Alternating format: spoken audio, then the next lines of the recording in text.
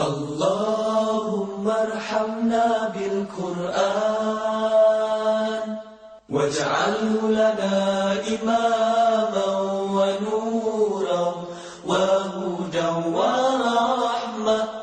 أعوذ بالله من الشيطان الرجيم. بسم الله الرحمن الرحيم. Assalamu alaikum wa rahmatullahi wa barakatuhu. Today we are starting Juzz 18, but first let's review yesterday's answer. The question I asked you has many answers and each person has a different one. I asked you what lab means. Lab is everything that takes a lot of your time and your money and it is absolutely useless. It keeps you very busy, but at the end, there is no benefit. So, the top of the list, as written on your screen, is social media. It includes checking our and others people's profiles and groups and the status of everybody we have followed on Instagram and Snapchat, etc. It also includes the pages we have liked. Next is shopping. It includes window shopping, online shopping, and all kind of shopping. Then we have cooking. This includes one recipe, two recipes, combining recipes, and then creating difficult recipes. We have house decoration as our next thing. We have several decoration pieces, so it takes us the entire day to clean. Then we have chatting and gossips. We enjoy talking and listening. Next comes sleep. Then there is clothes designing. This includes shopping for fabric, lacing, and other accessories to match. Lastly, we have mobile phones. It includes apps, games, and lots of other things. There is nothing wrong with all these things because we need them. In fact, some of them are our basic needs. We have to eat. We also have to wear clothes. We need to buy things. We have to rest also. The basic rule for doing everything depends on your intention and why you are doing it. The act you are doing with good intention can become rewarding for you. Similarly, if it is done with bad intention, it can become sinful. I once read somewhere if a window is made for good ventilation while constructing a house, the same act can become rewarding if you have the intention to hear the call to prayer. So, what is your intention of doing all these things? Even right now, you are using your phone to listen to this audio. So, the important things are what is the use of these things? How are you using them? Are you balancing all these things? Allah does not dislike the fact that you like colors, beauty, the clothes you like to wear, or the food you like to eat, because liking good things is within our nature. But when the balance is out, that is where evil and sin starts. There is no concept of killing time in Islam. Time is very precious. So, if anything, which is killing my time is not good for me. Now we start the first Ruba of Juz 18. This Juz is extremely important. In the beginning, we will move fast because we have a very important surah coming up. In the first Ruba, we have Surah Mu'minun. It is a Makki surah. It begins with, surely the believers have achieved success. Success refers to achievement. Man runs after success in this world to get a degree, to make a house, and to save money. We have set a lot of criteria and we think this is always success. But Allah is not talking about any of this success. Allah says success is for those people who perform prayers with their hearts, who protect their prayers, who stay away from useless things of this life, who follow the method of zakat,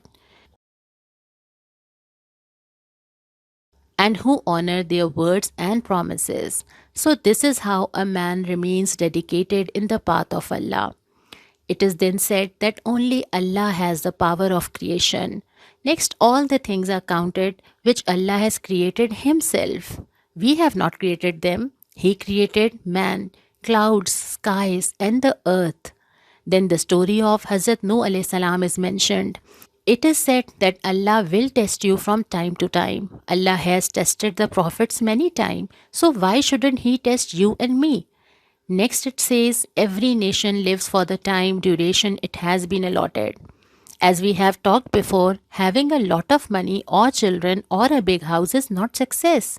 These things do not matter. Allah calls those people successful who are close to Him. Then He says, no person is given burden greater than he can bear. We think we might not be able to bear this burden or not be able to follow religion or not have enough strength. It is not like that. Whatever Allah demands from us is according to what we can perform. Actually, we underestimate ourselves. After that, it is said Allah talks about ourselves. Isn't this fascinating that Allah is mentioning us? And He is talking about us. It is your success. It is for you. So you will be safe from harm, and yet people still reject it. Now we move on to the second ruba.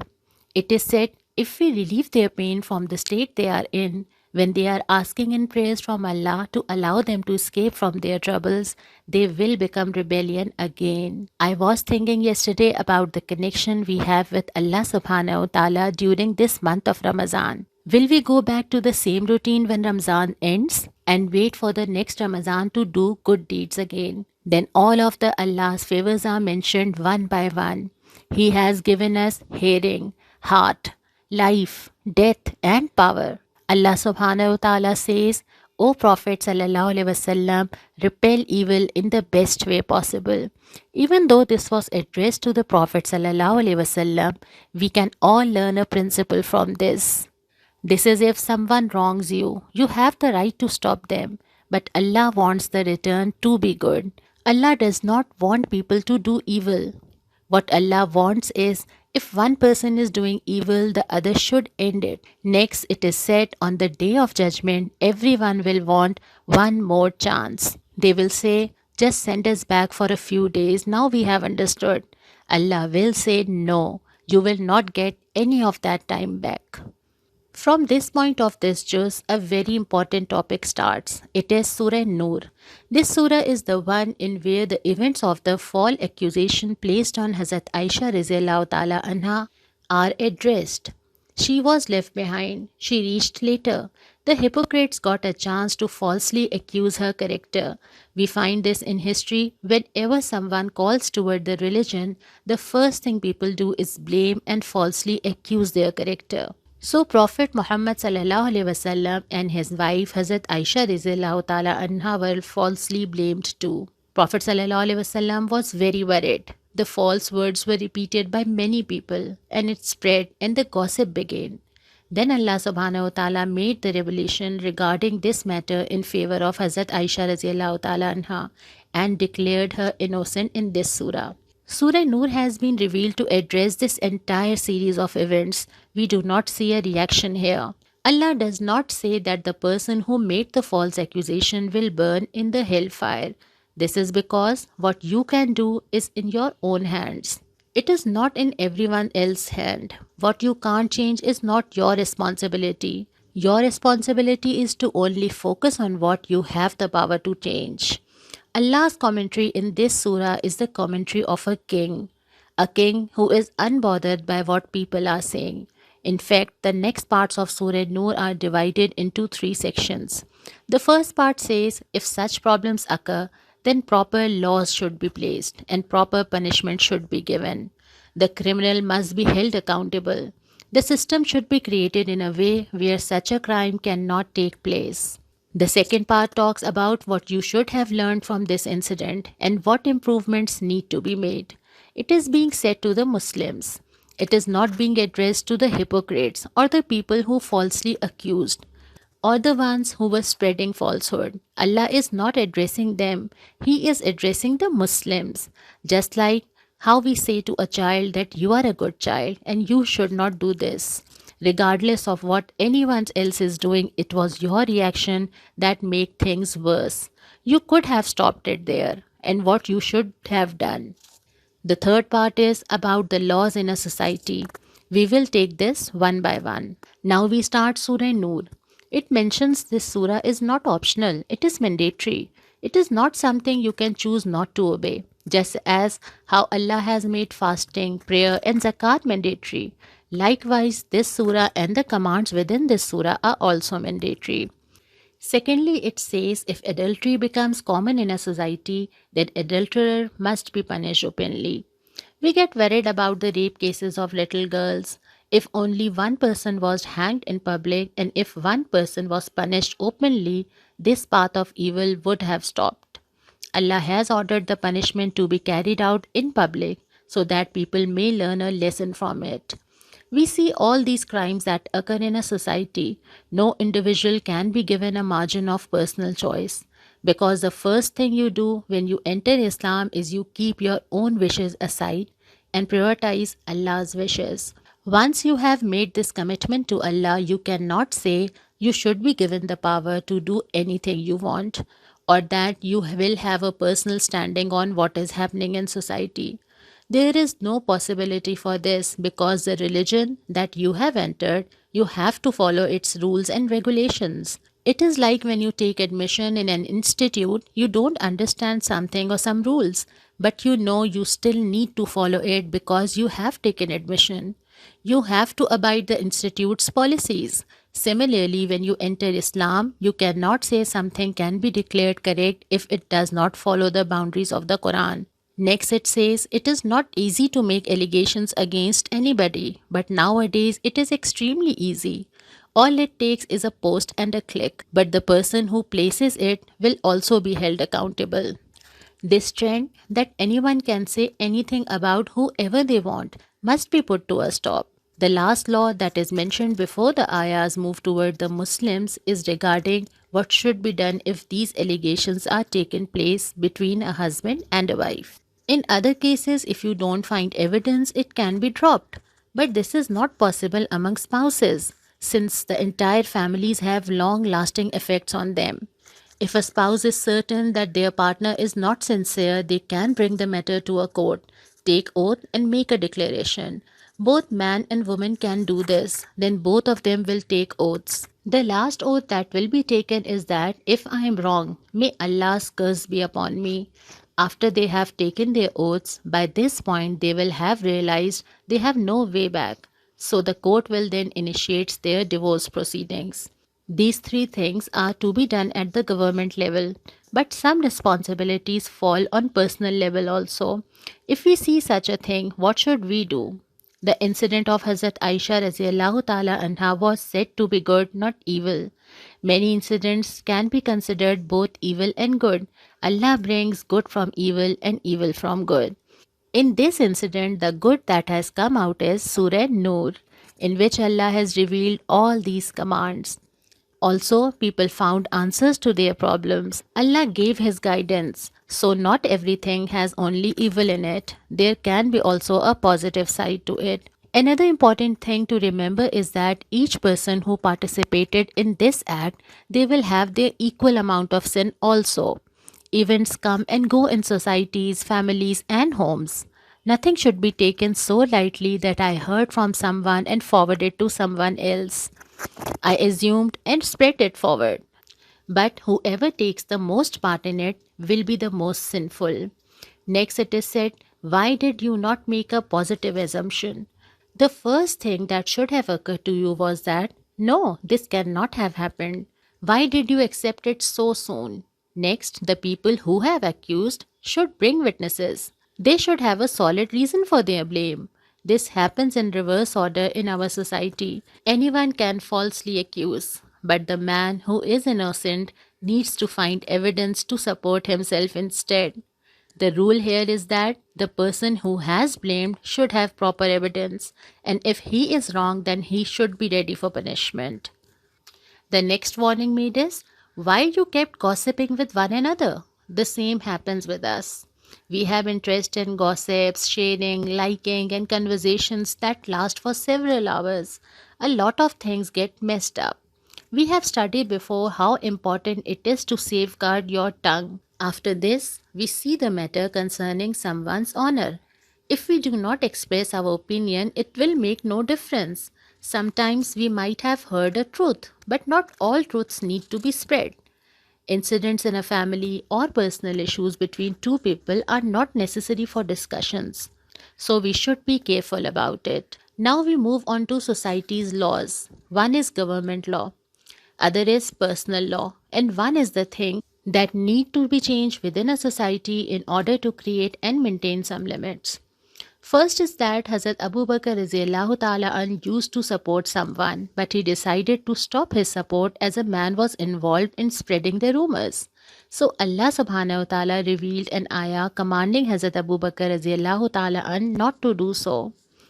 Anyone who is supporting someone should continue their support. Then Allah asks, if do you not want Allah be merciful to you? If we want Allah to forgive all of our shortcomings, why don't we want the same for other people? But we do not forgive people. As the hadith tells us, whoever shows mercy to other people, Allah will show mercy to him. Next, it speaks regarding entering a house without permission. We should ask for permission before entering. If it is not given, we should return happily without wondering why the permission was not given. After calling someone at their door 3 times or ringing their bell 3 times, simply return without worry or complain. It includes a lot of things, such as respecting everyone's privacy and personal space, looking into someone's house, stalking someone's Facebook page to check what they are up to, listening to someone's phone calls, even it is your own husband, wife, or children, or checking someone's messages without their permissions, etc. If you are visiting someone and they ask, "Who is it?" take your name instead of saying "me." If you are calling someone and they are not receiving your call for some reason, don't keep calling. Instead, wait for them to return your call. So there is great emphasis on privacy and personal space. Now come the commands for both men and women. Both are addressed separately to safeguard their gaze and maintain their modesty. It is to protect their character. Men should lower their gaze even if it wanders. The order is the same for men and women unless it is absolutely necessary to see. Women should not show their beauty except which is apparent by itself. They need to place their scarves on their chests. Allah has placed attraction between man and woman because it is essential for family system. They both need each other. They both complete each other. For this reason, both of them feel the need for nikah, resulting in establishing the base for a family. But the same attraction that is essential in a legal relation is harmful in an illegal relation because it leads to vulgarity in character and other evils in the society. To stop it, some suggestions have been made. All of our relatives who we meet every day and night have been declared mahram. There is no need to stay fully covered inside our homes. Allah has given us ease and honor. Men and women who are mahram to one another should respect and honor one another. Next, nikah has been encouraged. No one should be left without nikah, be it a slave or a widow. This has great wisdom in it. Allah subhanahu wa ta'ala has created a legal way to fulfill our desires. After that, it says, Allah is the holy light of the earth and the heavens. Some examples have been given. The examples of kufr is given that a man is in desert and he thinks he sees an oasis, but then he finds none when he reaches there. Likewise, a kafir thinks there will be a lot for him in the hereafter, but that is not true. There is another example about a man in the deep sea who keeps drowning in the dark. Similar are the people who are drowning in disbelief and cannot find a way out. Then comes the fourth ruba, which starts from the same point the surah started from. The believers should say, "We heard and obeyed the command." There is no ifs and buts. Then Allah promises 3 things with the believers. He will make them ambassador on the earth. He will establish religion for them. And He will change their fear with peace. But the believers need to fulfill the criteria to be eligible for this. Then comes the society's laws. Then there are also some rules within the house. If there are servants and children of various ages at home, you need to create some boundaries for them. If it is a time when you are not comfortable, your dressing is not suitable, or your matters need to be private, you should create some limits and ask them to take permission before coming in your room. Next, the aged women have been given permission not to take their coverings if they don't want to. But even then, they must still have modesty. It is good for them. Then it has the mentioning of eating at one another's houses. Islam prescribes segregation, but it doesn't mean you should stop visiting one another. It doesn't affect the structure of the society. Meeting and visiting one another can still be carried out. Next, it says to say salam when entering the house so that the people know of your presence. Before, it was said not to enter without permission, but the public places like mosques, libraries, or communities are exempted from this. Then it is commanded to respect Prophet sallallahu alaihi wasallam. Next, Surah Furqan begins, which is a Makki surah. It is said that the one who revealed Furqan is highly blessed. Furqan refers to which clearly separates right from wrong. It means Quran. Then Allah's power has been mentioned and the hereafter has been reminded. We will discuss the remaining part of Surah Furqan tomorrow. The question I want to ask you today is that we studied Nikah is Sunnah and to provide resources for Nikah. Why is it that Nikah has been made so hard and difficult in our society? Tell me the factors which have made Nikah and marriage very difficult. Today, 3 duas came up. All 3 of them were in Surah Mu'minun. We will read one of them and end today's class. You must be memorizing these duas. My Lord, I seek refuge in you from the incitements of the devils. And I seek refuge in you, my Lord, lest they be present with me. And seek refuge from the evil of our nafs. And the last of their call will be, praise to Allah, Lord of the worlds. Assalamu alaikum wa rahmatullah.